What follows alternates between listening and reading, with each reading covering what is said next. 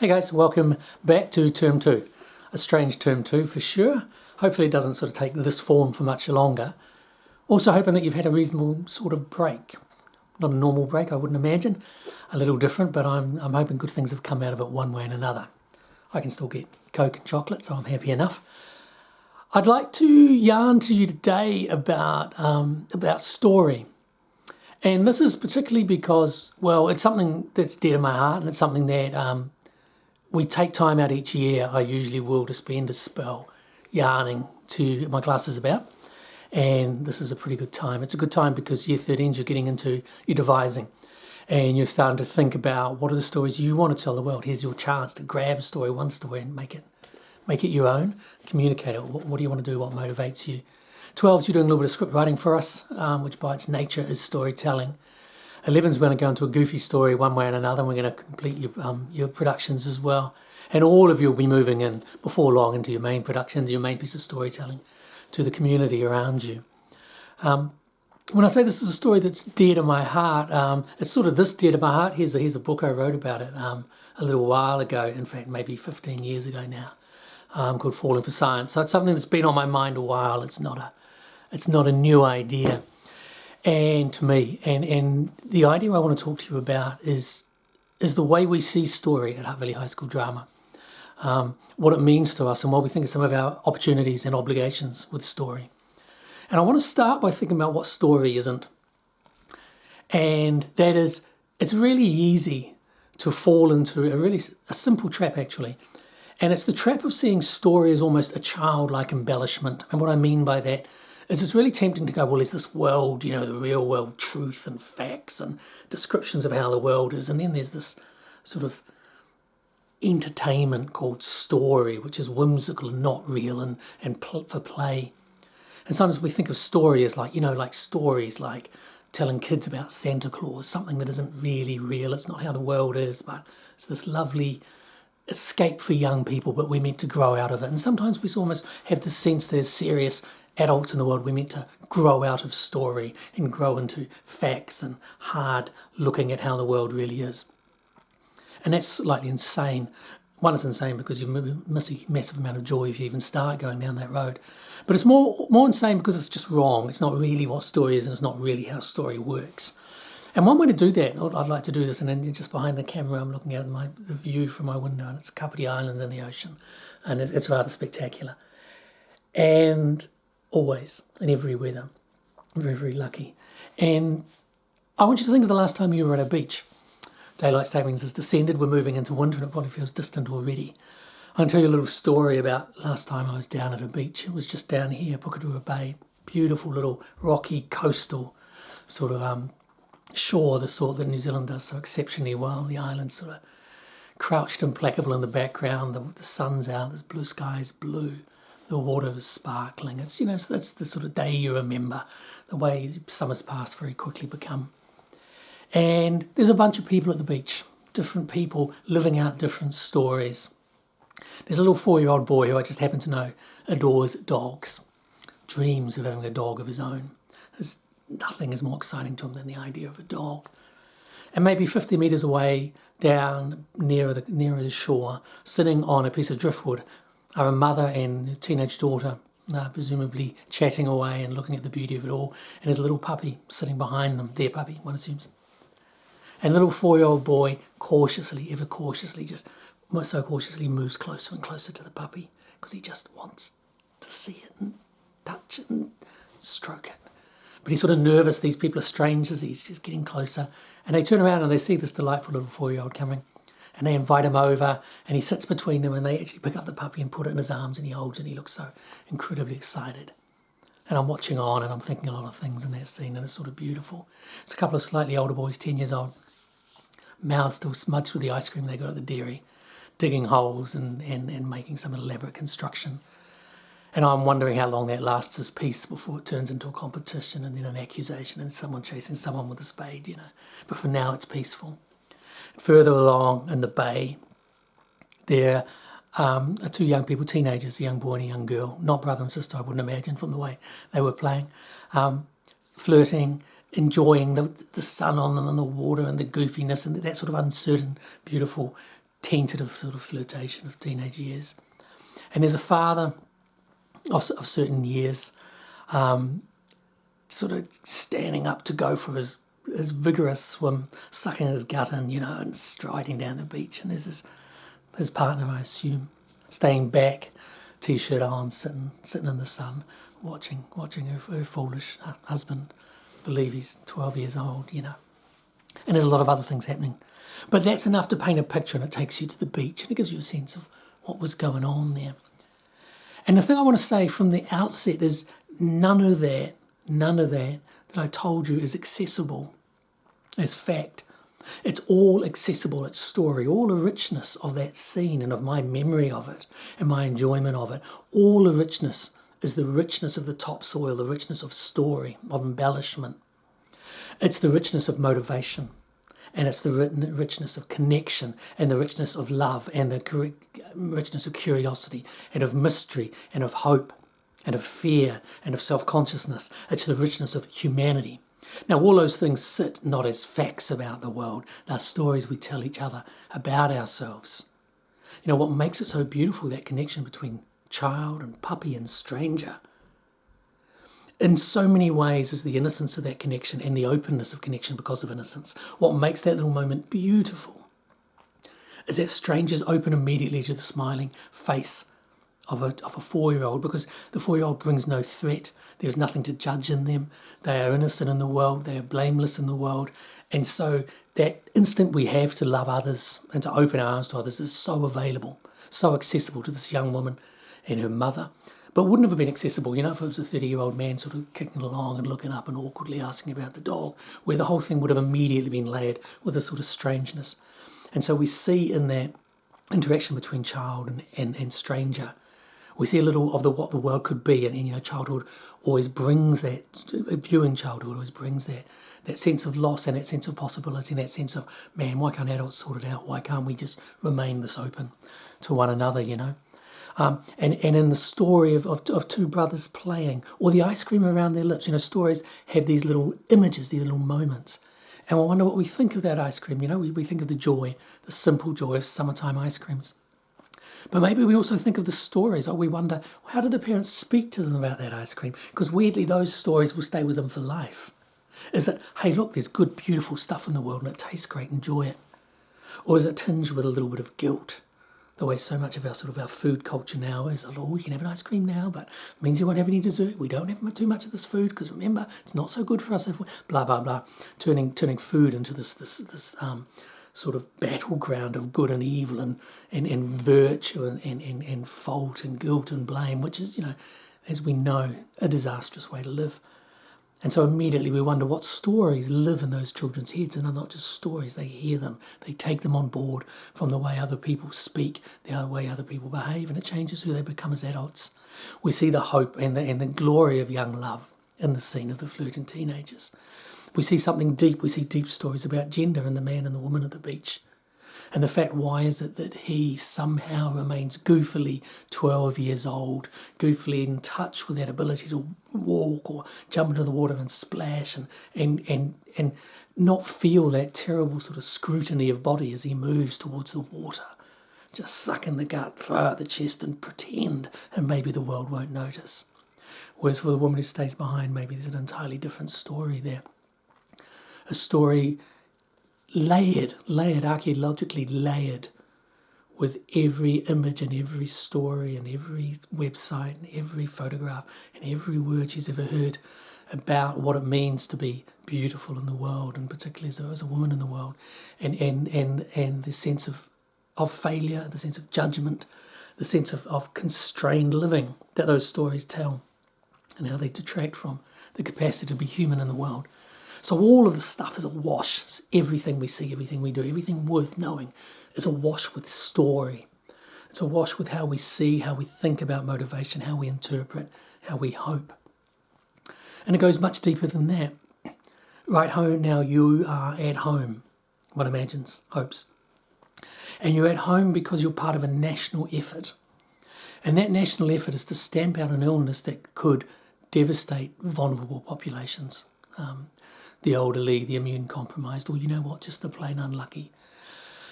And so we collectively are doing this action that's extreme. We're staying home, we're not going to work, we've closed our schools, and we're doing it for a purpose. Now, beneath that is two things. Beneath that is the science, the facts of the matter, if you like. The knowledge about how this disease transmits, about what the fatality rates are, the knowledge about what our intensive care capacity is, etc., etc. The likely sort of epidemiological growth of this disease if it's left unchecked. But that's not how the decision alone gets made. The decision takes those facts and then puts them through the filter of story. And the story is, how much are we prepared to give up?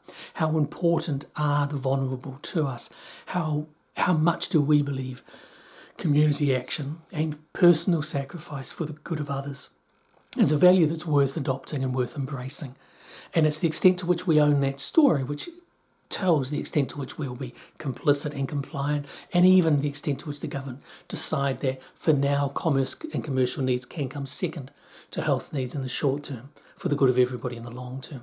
Now that's a story. Where did that story come from? Where does the story that it's our job to look after the vulnerable, even if that's a pain for our own lives, come from? It doesn't come from facts. It doesn't come from biology alone. It comes from cultural creation of story, the story we've told over millennia to ourselves about how societies work and who we are and what it means to be human.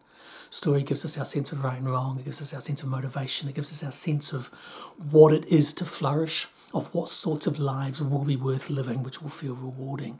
That's the thing story does. So story's not Santa Claus, right? It's not a competition between things that are true, facts, and things that are not true, story. Story is the only way into facts. Story is the way by which we understand facts. It's the way by which we make them part of the fabric of us. It's the way by which we use them. And the stories we tell each other and the stories we tell ourselves have this profound, profound effect on how we live our lives. And I think the second one of those two, the stories we tell ourselves, even more profound. Because ultimately we tell ourselves stories that are either stories of hope or stories of despair. And they're both available to us. And in the wrong day, in the wrong mood, on the wrong morning, we can slip into the despair story and then fight our way out to the story of hope. But only if we know the story of hope, only if it's real to us, only if it exists for us. So those stories have to be told. They have to exist somewhere in the world. We tell ourselves stories about what is worthwhile. We tell ourselves stories about what our obligations are to others and what their obligations are to us, of what justice looks like, of what truth looks like, of what beauty looks like. These are all stories in the world. And that means a great deal to us as actors and as writers and as devisers of theatre, because we're all storytellers. And we tell our stories, we often talk about intention. We tell our stories with an intention that they have some impact on the world, on our audience. It might be an audience of 5 people, 100 people, 1,000 people. But we have an intention with the stories. As I tell you now, the story, there is an intention embedded in it.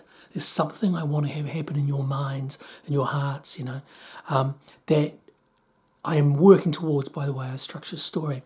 And I think when we think like that and we realise how powerful story is, we start thinking more carefully about our obligation as storytellers.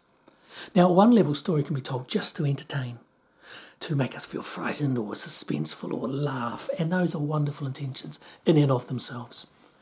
And I don't want to detract from them. It's not that all stories should be heavy or worthy. In fact, escape, think about now how wonderful it is to be able to jump onto Netflix and just escape. Escape is a beautiful need which story can service. But in amongst that, even in the escapist drama, there are deeper stories. There are other things being said beneath the thing that is being said. Other stories being told about what it means to be on the good side or on the bad side, or what we wish for or believe possible to hope for within the realm of the story, the realm of the world. And so I'm going to tell just 3 stories that are crucial to us in the drama department. Not the stories in story form, but if you like, the idea, the kernel of these ideas, that seem to me to be very, very important, and so important that in creating our work in this department, we try to hit these 3 stories again and again, because we would like you to carry them with you. And the first of the stories is a really interesting one, I think. And it's the idea that trauma, that when things go horribly wrong, as they will in our life, inevitably, at times, that trauma more often than not leads to growth. That is, more often than not, ultimately, you will come out the other side of trauma, of the greatest challenges, of people who are close to you who die, of health challenges, of psychological breakdowns, it all just gets too hard. It feels impossible. That's what we mean by trauma. It breaks us, right? Well, we'll all experience those things. We all have experienced those things. We're all going to experience those things again, one way and another. But the story that I think is important is the idea that most people, most of the time, come out of those stronger people. It doesn't break us. It doesn't crush us. It fractures us in the bone, heals stronger. Martin Seligman, an important American psychologist, claims that 95% of trauma cases lead to growth. 5% don't. They really become, it's so brutal that people aren't able to climb their way out for a number of reasons, including the sort of people they are and the support they have and a lot of things, and probably including the stories they tell themselves about trauma. But some of that's just beyond their control, and that's how it is, and we are kind and forgiving and supportive of those people, and we nurture them, So, the post-traumatic syndromes of long-term damage and break are real.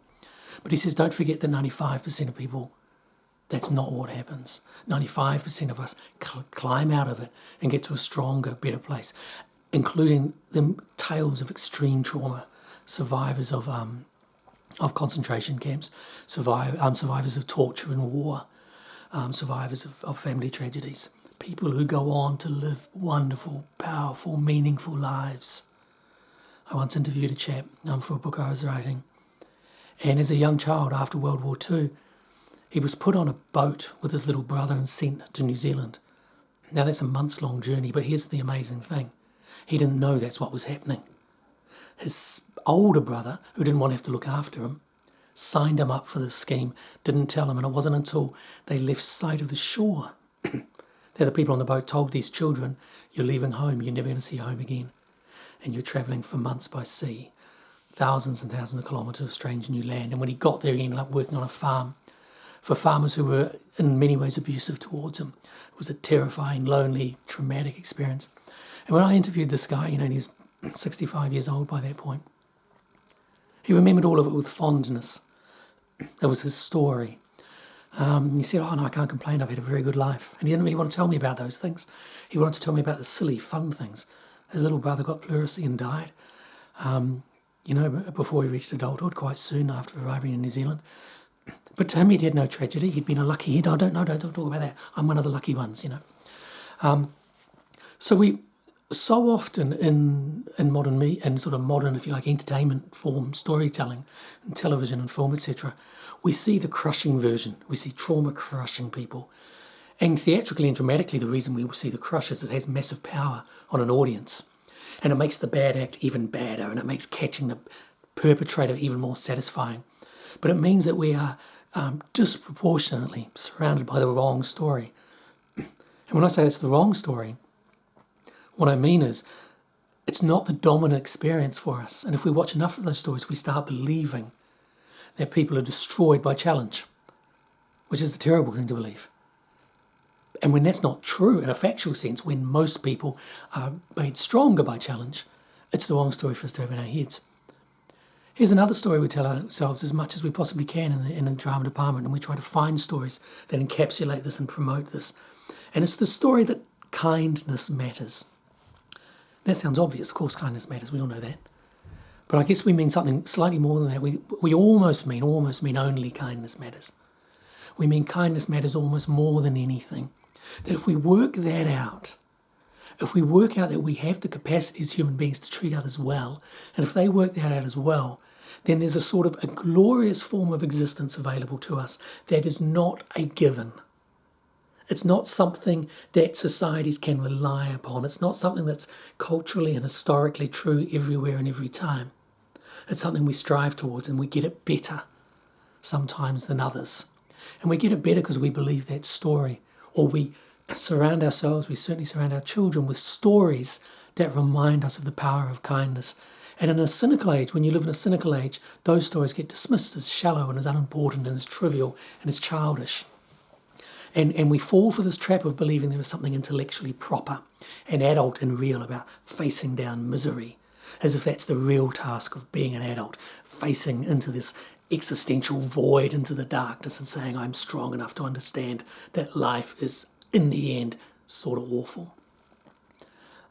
But nothing could be more childish than escaping into these myths of darkness, because they take a responsibility away from us. They take away from us the responsibility to make things better by just pretending everything's irrevocably bad. It's the most childlike response you could imagine. It is the instinct of the sulking child who says, this all sucks, I can't cope with this, I hate everything. That's what that sort of obsession with darkness is. It's infantile in the end. An obsession with kindness, with light, is really, really tricky. It's adult, it's difficult. Knowing what kindness is in a given situation is exceptionally difficult. Knowing how to help people is exceptionally difficult. Finding your own patience, controlling your own moods, working to be kind is exceptionally difficult, sophisticated adult work. And so what we'd love to do is tell stories where kindness is portrayed as difficult, as sophisticated, as adult, and as desirable, because that way lurks a life worth living. There's another story that we try to tell an awful lot, and it's one I've become more and more attracted to over the last few years. And it's the story of the quiet ego. And it's the story of mudita. Mudita is a word that means, comes from the Sanskrit, and it means the pleasure or the joy we take in the achievements or the happiness of others. The difference between going, oh, they've done really well, therefore I haven't done as well, therefore I feel a bit stink, and going, hey, they've done really well, that's amazing. How wonderful for them. It's the imagining, if you like, or it's the vicarious living of life through others joyfully.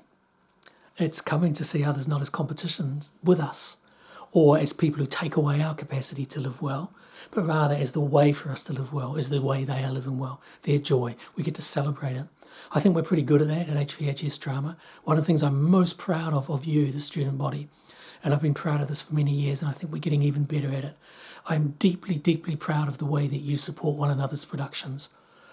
We know if we put on a Year 11 show, the other Year 11 students will not only come to that show, but they will whoop and holler and they will hug at the end, in the days where hugging is allowed. And they will do these things to make those people who acted feel $1 million, because they know that's acting's hard and scary, and they've done it too. And they know how hard it was to make that show that good. And I watch audiences of young people whose instincts are so often our natural instincts, that think, if theirs is better than my show, was my show better than theirs? It's hard for me to feel good about them being great because I want to be great. And I watch you turn that down and turn that down. I watch some of you fight deliberately to turn that down and to play this other instinct. And it's the instinct of the quiet ego. It's the instinct of the listener. It's the instinct to say, there are other people in the room right now with other needs. What are they?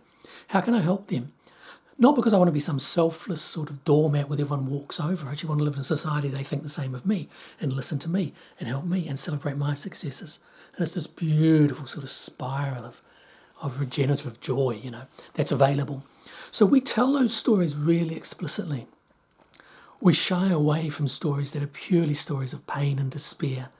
And we move towards telling, as much as we can, stories of hope, of recovery, stories of kindness, stories of generosity, of mudita. And we do that because we believe, profoundly believe, that you will take those stories with you, that as you act them out and as you live them out, and as you perform and tell those stories to other people, slowly, bit by bit, grain of sand by grain of sand, we fill this beach of happiness. And there's nothing we would be more proud of as educators than the idea that you might leave school believing that life's worth living, really worth living, that there is joy, that there is goodness, that there is connection available to you, and that you should expect it, that it's coming, and that you have to work for it really hard, but that it's there, that life inherently drips with goodness. So we get a little soppy, in our storytelling, increasingly so. These stories can still have sharp edges, Think of a play like Arrival last year, the Year 13s did, or Two Nights, the play we take around schools. There's pain in there, there's grit in there, there's hurt in there. Because in fact, to tell stories of hope, we have to show people being picked up from, pulled out of that darkness. So it's not like these stories are all little, childlike fairy tales skipping in the daffodil sort of stuff. They have real grit and real grime.